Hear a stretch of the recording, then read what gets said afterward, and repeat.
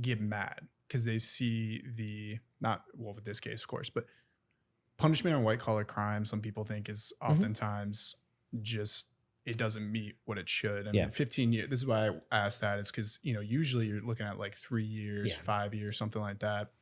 And even, the 2008 crisis, which I'd be interested to hear, what your, The mortgage crisis. yeah, what Mhm. you felt, Yeah. because, you guys are obviously front and center for seeing all this. People often get pretty pissed because, they feel like they're getting duped, and then, Let's talk about slap that. on the Let's talk about wrist. that. Okay, so Yeah. let's use an example. I worked a lot of investment fraud cases and a lot of embezzlement cases. Those are my favorite kind of cases then and now, and they were kind of the heart of most of my financial crimes work, other than the first 6 years in bank fraud. Let's leave that aside. But same difference. Someone steals 250 grand from a small business.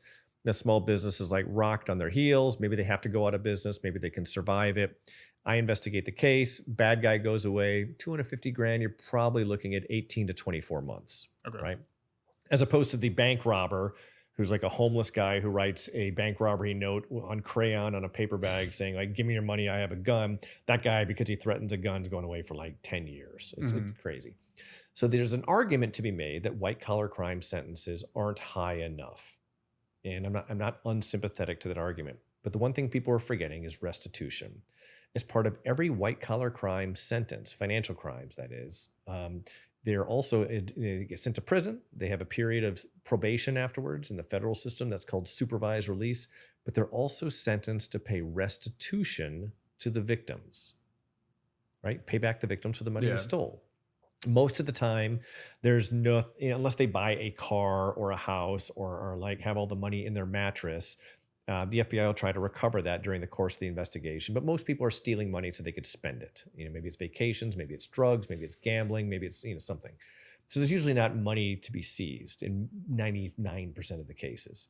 And so what happens is they get out of prison in 18 to 24 months, and now they begin having their wages garnished, portion of their paycheck that goes to the victim. And so we could say the problem is that their earning potential is so severely diminished by the time they get out of prison. The money that is going to the victims is de minimis.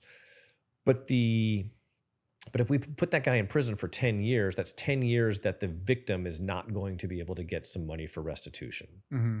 So that's one argument that says maybe shorter sentences are better, and this short 18 to 24 months is a better idea than putting them away forever, because the sooner they can get out and get gainful employment, the sooner they can begin paying back their victim. That's one argument. You follow that argument? Yep. Okay. Second argument is the recidivism, the idea that most of the people that I investigated except for the hardcore kind of repeat con men, and they exist out there, but most of the people, especially the embezzlers, this is their first rodeo, right? These aren't frequent flyers in the criminal justice system.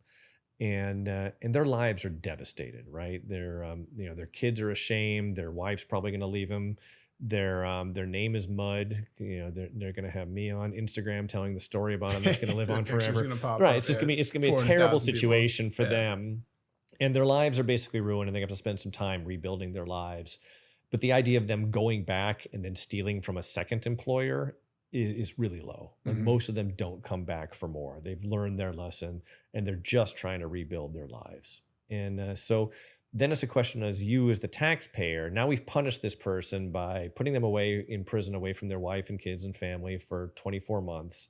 And they get out, and now no one will hire them for jobs. And so what are we trying to accomplish? We're trying to put that person away for 5 years instead of 2 years. Or keep in mind, you and I, the taxpayers, have to foot the bill for them, right? Yeah.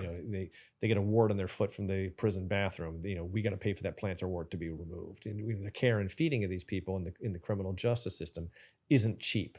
So that's another argument for it. And so what are we really getting by extending these sentences, other than sort of like the emotional thrill of punishing them more? I don't know. I used to be really into the idea that we need to sentence these people to longer terms, but I've kind of given up on that.